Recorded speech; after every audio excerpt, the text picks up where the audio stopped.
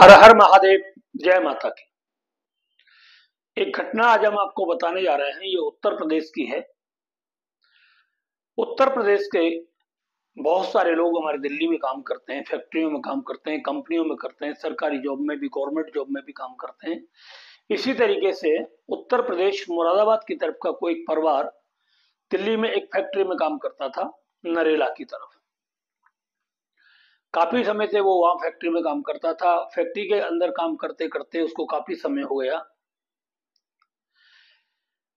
तो एक दिन ऐसा हुआ कि वो जो काम करता था व्यक्ति, उसकी किसी कारण से डेथ हो जाती है, वो मर जाता है। उसके पीछे एक बेटा और दो बेटी होती हैं, उसकी पत्नी होती है।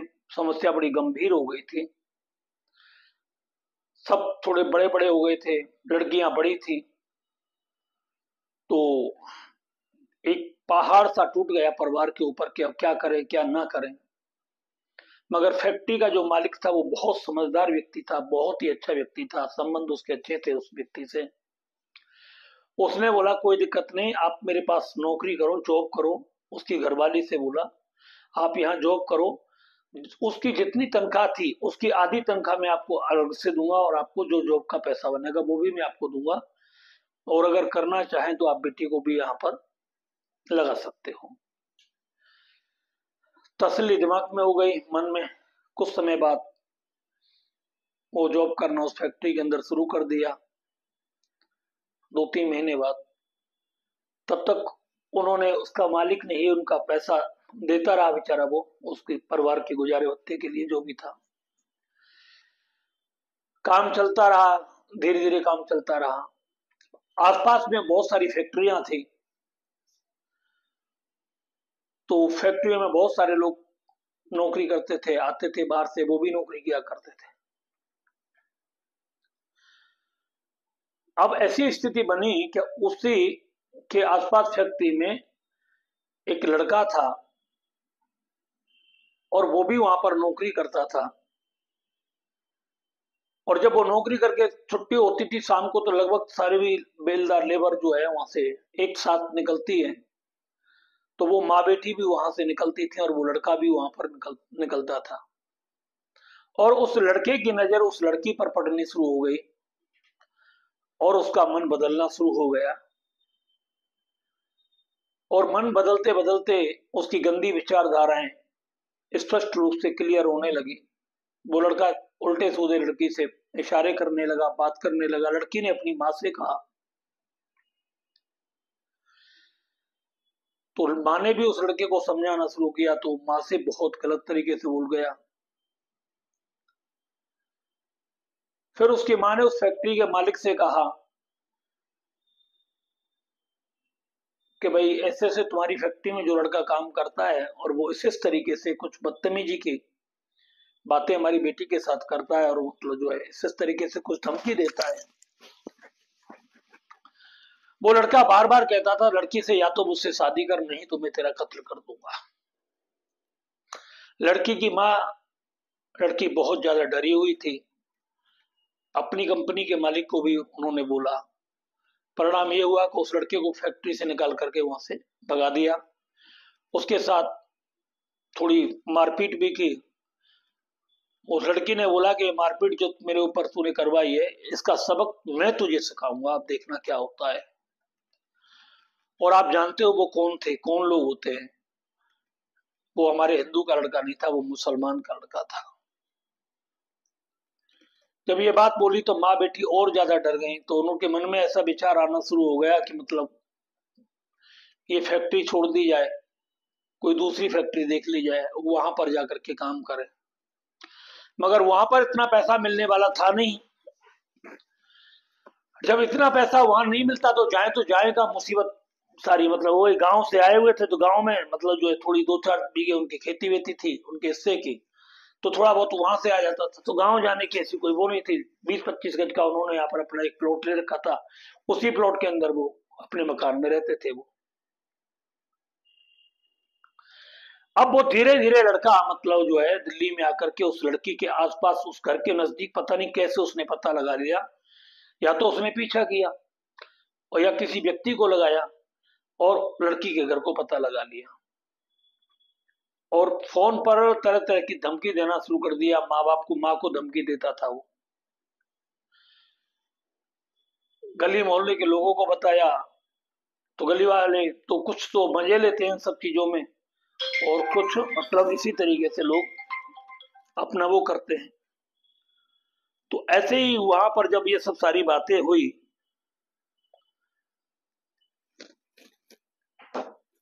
तो बात चलती चली गई। एक दिन वो लड़का वहीं पर बैठा हुआ था रास्ते में, और उसने आकर के दोनों माँ बेटियों का रास्ता रोक लिया। जब माँ बेटी को आते देखा, बोले तू शादी करेगी या नहीं करेगी ये बता, तू शादी करेगी या नहीं करेगी, तू मुझे इस बात को बता, और फिर मैं तुझे बताता हूँ तेरे साथ क्या होगा। तो वो घबरा गई लड़की एकदम। ये सुनकर के उसके दिमाग में आया, हो सकता है कि ये कोई छुरी चाकू मेरे में ना मार दे। तो उसने छुरी चाकू उस लड़की में तो नहीं मारा, वहां पर एक पास में कुत्ता खड़ा था, उस कमीने ने कुत्ते का कान पकड़ा और उसमें 2 चाकू मार दिए कुत्ते में, धड़ाधड़ धड़ाधड़। वो देख करके लड़की घबरा गई एकदम बुरे तरीके से। बोले जो कुत्ते का हसन हो रहा है वो ही तेरे साथ होगा, कुत्ते की मौत तुझे मार दूंगा, या तो तू शादी कर। उसकी माँ और वो सब घबरा गई। उन्होंने तुरंत मतलब पुलिस को फोन किया, और उस वक्त तो ये मतलब हमारे योगी जी का शासन नहीं था, आपको पता है शासन किसका था, और उस वक्त मुलायम सिंह का ही शासन था। तो वो कहते थे कि हिंदू बेटी हमारी बेटी नहीं होती।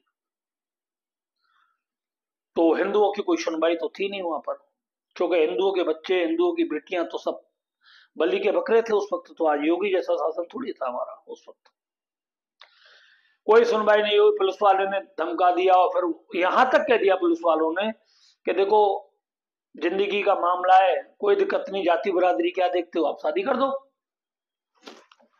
लड़की कहने लगी मरना मंजूर है मगर इससे शादी करना मंजूर नहीं है। एक हौसला लड़की के अंदर पैदा हो गया, मगर डर भी था, माँ के अंदर था।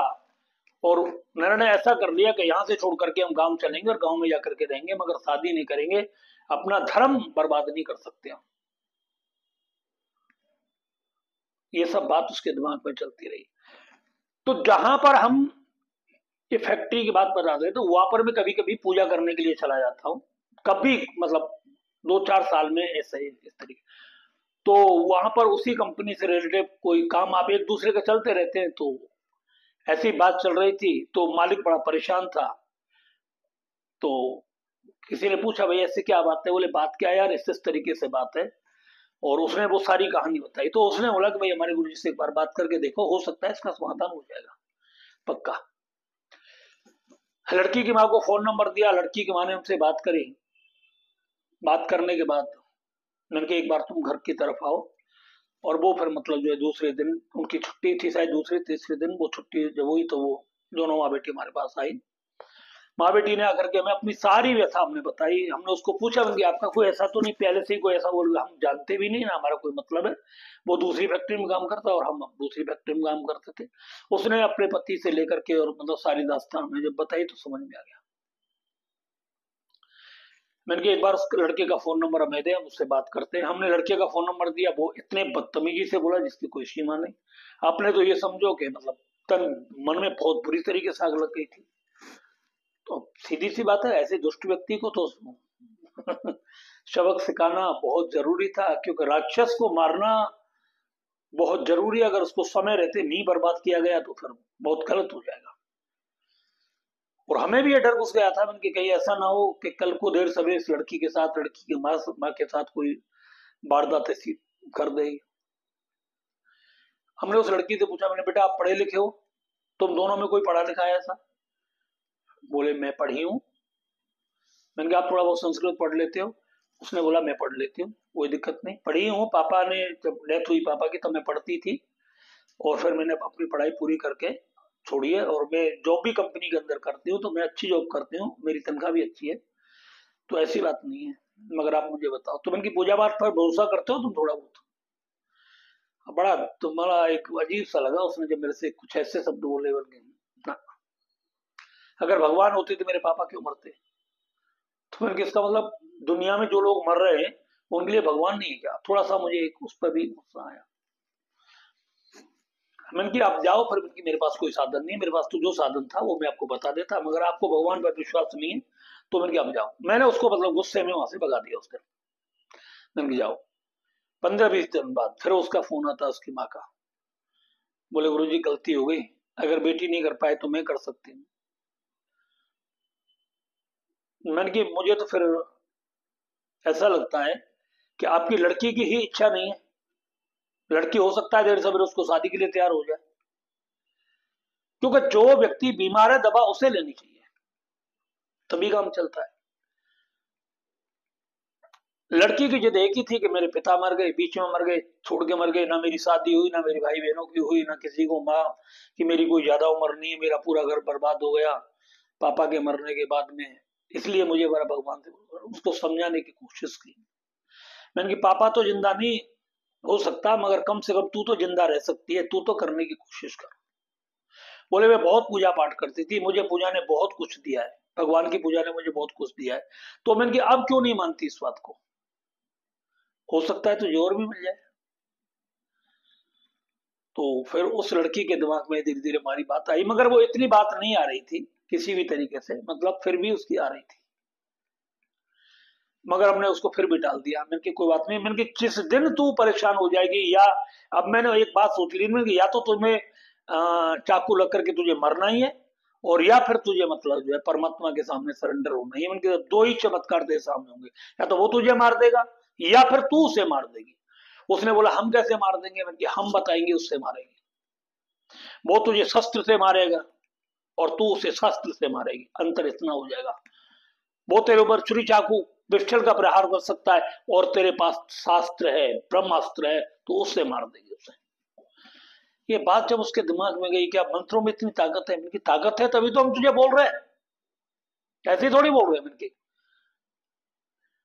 उसने बोला तो फिर मैं करूंगी, ऐसा है तो। अब उसके मन में आ गई, मैंने कि अब तू दोबारा जब कभी आई तब देखेंगे। परिस्थिति बढ़ती गई, लड़के का डर बहुत ज्यादा बढ़ना शुरू हो गया। एक दिन वो 10-11 बजे 12 बजे करीब उसने फोन किया, बोले गुरुजी बताओ मुझे कब आना है और मैं कब से ये पूजा प्रारंभ करूंगा, आप वाली जो बताना चाह रहे हो। अब जमीन पैरों से खिसकने लगी है, बर्दाश्त से बाहर होनी शुरू हो गई है, गली मोहल्लों में बदनामी होनी शुरू हो चुकी है, और मतलब जो है तब ये हो सकता है कि हमें दिल्ली छोड़ करके जाना पड़े, सब कुछ बेच बाच करके। अगर ऐसा कोई अब है तो आप मुझे बताओ। मैंने की सोच ले, अगर तेरे पास भरोसा है भगवान का तो। उसने बोला ठीक है मैं करती हूँ। और हमने फिर उसे मतलब जो है एक मंत्र बताया, और हमने उसको बताया कि तुझे काली सहस्त्र नाम का पाठ करना है और इस मंत्र का आपको जप करना है। बोले ठीक है हम करते हैं। पूरी विधि हमने उसको बता दी। एक लाल आसन लाना है, लाल सूट आपको पहनना है, इस तरीके से दक्षिण दिशा की मुंह और मुंह करके, और आपको मूर्ति नहीं रखनी है। कुछ साधना ऐसी होती है जिनमें मूर्ति हमें नहीं रखनी चाहिए, क्योंकि वो प्रतिष्ठित हो जाती है, और अगर वो मूर्ति रहती है, अगर उनकी समय पर पूजा नहीं होती तो वो आपके घर में विघ्न पैदा कर देती हैं। क्योंकि कुछ साधनाएं तामसी भी होते हैं, तो उनकी इसमें मूर्ति वगैरह तुझे नहीं रखना है, केवल तेल का दीपक जलाना है, दक्षिण दिशा की ओर मुंह करके तुझे काली सहस्त्र नाम का पाठ करना है, और इस मंत्र की मतलब जो है आपको 10 माला करनी है। और उनकी 40 दिन का अनुष्ठान है, 40 दिन के अंदर जो परिणाम तेरे सामने होंगे वो आ जाएंगे, और बस छोड़ देना। उसने करना जाप शुरू कर दिया, समय बता दिया, मंगलवार से करना है, अंधेरी रात में करना है, इस नक्षत्र में करना है, काल युग का चौगड़िया जो आता है, काल के चौगड़िया में इसका जाप करना है। लड़की ने पूरी निष्ठा के साथ उसके मंत्र का जाप करना शुरू किया। 13 दिन हुए और लड़के का एक्सीडेंट हुआ, बिखर गया रोड पर, किचड़े उड़ गए। उसका फोन आया, बोले गुरुदेव, रोने लगी वो। उनकी बात क्या हुई कि उस राक्षस का अंत हो गया और वो मर गया, समाप्त हो गया। सुबह आई, मन की जाकर के कुछ मिठाई, लाल रंग की कुछ बूंदी वगैरह माँ काली के चरणों में समर्पित करके आओ, उनका भोग लगा करके आओ, और बस अब कोई आपकी और जिज्ञासा हो तो उसको ऐड करके इसमें आप उससे कर दो। तो उसने बताया था कि हमारी कुछ जमीन गांव में मतलब वो हमारे पड़ोसियों ने दाबी हुई है, क्या इसके लिए मैं अनुष्ठान कर लूं? मैंने कि इसको बीच में बंद करो, यहीं पर क्षमा प्रार्थना मांगो कि मां बस जो था वो हो गया, आप अपने क्रोध को शांत करें और फिर मैंने कि उसके बाद उसे करना। तो उसने शायद फिर वो दोबारा नहीं किया था। तो ये माँ का बहुत बड़ा चमत्कार था, बहुत ही पावरफुल। माँ कभी उधार नहीं रखती है, मैं आपको बता दूं। एक नहीं, ऐसी हजारों हजारों दृष्टांत हमारे जीवन में है, ऐसे हजारों प्रैक्टिकल, हजारों हजारों प्रैक्टिकल, एक एक दिन में चार चार मतलब ऐसी खबर हमारे पास आई जिन साधकों को हमने पूजा कराई है। वो कहते हैं कि गुरुजी असंभव संभव होता है। डॉक्टरों ने मना कर दिया था एक बेटे को, उसकी तबीयत खराब हो गई थी और डॉक्टरों ने कह दिया आप इसको ले जाओ और ये ज्यादा से ज्यादा 2-3 महीने शुरू खत्म होगा। इसी काली सहस्त्र नाम से उस लड़के को पूर्ण रूप से ठीक किया। वो लड़का आज लगभग में 20-22 साल का हो गया है। ये घटना 13-14 साल पहले है।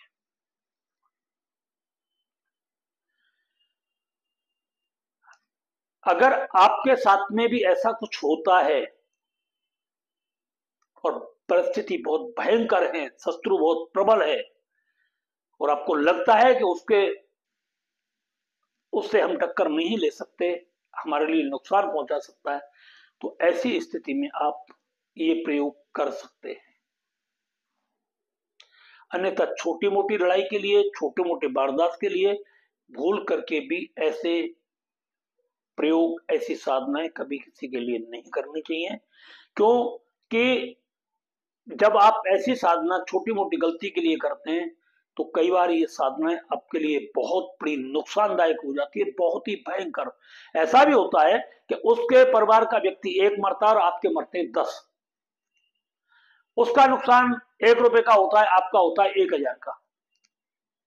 अगर आप इसका गलत इस्तेमाल करते तो ध्यान रख लेना, आपने जहां लक्ष्य डाला है वो तो समाप्त हो जाएगा, मगर आपका कम से कम हजारों गुना नुकसान होता है। इसलिए ये साधनाएं बहुत सोच समझ करके गुरु आज्ञा से तब करनी चाहिए। छोटे मोटे आवेश में, गुस्से में आकर के नहीं करना चाहिए। जब लगता है कि प्राणों पर संकट पैदा हो गया तभी इन साधनाओं का मतलब जो है इस्तेमाल करना चाहिए, ऐसे नहीं करना चाहिए। इस बात का हमेशा ध्यान रखा करो। अगर ऐसी स्थिति आएगी तो आपको हम मंत्र भी बताएंगे और काली सहस्त्रनाम हमने आपको बता ही दिया है। काली सहस्त्रनाम का आप वैसे ही अगर रेगुलर जाप करना शुरू कर देते हैं, पाठ करना शुरू कर देते हैं, तो भी आपके दुनिया से शत्रु अपने आप समाप्त हो जाते हैं। माँ काली उन सबका भक्षण कर लेती है। बहुत ही शक्तिशाली होते हैं सहस्त्रनाम, बहुत बड़ी ताकत होती है। आपकी बॉडी के एक एक अंग की ऊर्जा को बढ़ाते हैं। ये एक एक एनर्जी के जो पार्ट आपके होते हैं बॉडी के अंदर, उन सबको जागृत कर देते हैं।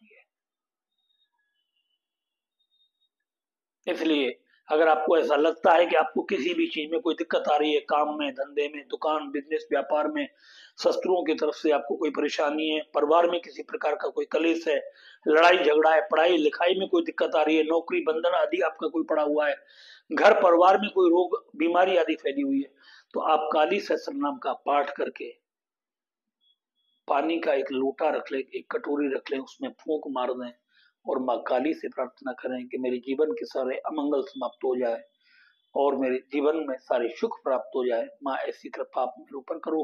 पूरे घर में वो पानी छिड़को और वो पानी छिड़कने के बाद उस पानी का आप सब पान करो परिवार के साथ। आप देखोगे धीरे धीरे आपका घर बहुत अच्छे तरीके से ठीक होना शुरू हो जाएगा। अगर आपको ये वीडियो अच्छा लगा हो तो आप इस वीडियो को ज्यादा से ज्यादा लाइक करें, शेयर करें और इस चैनल को सब्सक्राइब करें।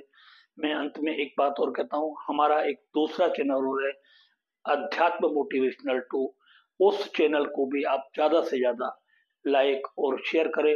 उस पर हमारी बहुत शॉर्ट में वीडियो आती है, उनको देखें। बड़े विस्तार की वीडियो इसमें देख सकते हैं, छोटी वीडियो देख करके आप उसमें अपना लाभ उठा सकते हैं। बात उतनी ही होती है मगर समय कम लगता है आपको उसे सुनने में, यहाँ आपको समझाना पड़ता है जिससे आपकी अंदर से मोटिवेट हो, आपकी एनर्जी ऊर्जा जागृत हो। इसलिए हमें आपके लिए थोड़ी बड़ी वीडियो बनानी पड़ती है। इसी के साथ हम अपनी वाणी को विराम देते हैं। हर हर महादेव। जय माता की। माँ काली भगवती आप सभी भक्तों पर कृपा करें, आपके जीवन से सभी अमंगलों को नष्ट करके आपके शत्रुओं का नाश करे और आप सदैव माँ काली के आशीर्वाद से प्रसन्न रहे। जय